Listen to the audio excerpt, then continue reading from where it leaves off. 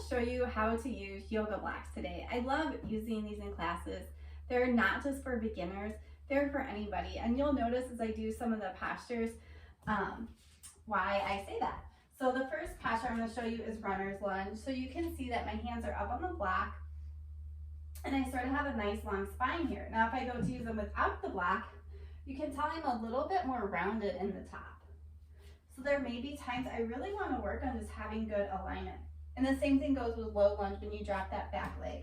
So you can be here and you can move these blocks in any position that you want. So maybe I want to be up tall, maybe I want to be forward a little bit more. And you can tell when I use without them, I do have to round a little bit more and I feel a little more tightness in my hips. So the other times they're good to come into is like when you're doing an extended side angle. So you can move that block up high, whatever side you need it on, and reach.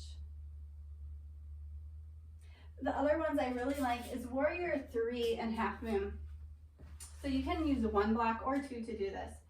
So in Warrior 3, I'm here, and you can tell my spine is nice and long. I'm taking the pressure off from balancing. So when I go to let go of them, I'm going to be working my balance more. But there may be times where I don't want to work my balance as much. So the blocks come in handy. And the same thing is with Half Moon.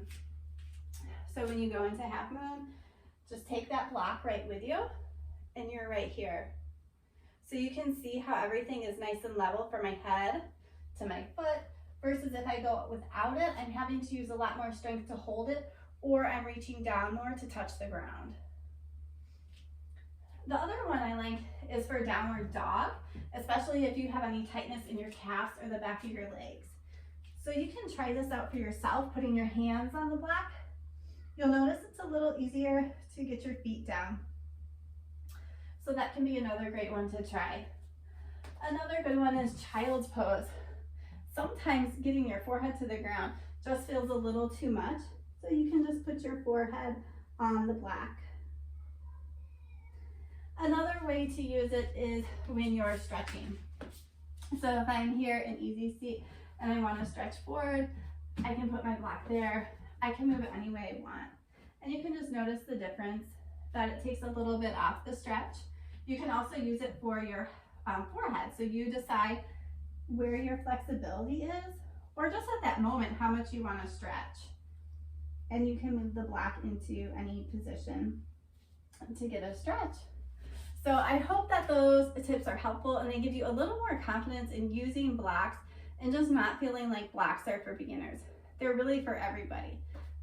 So I hope you enjoy this video. Thanks.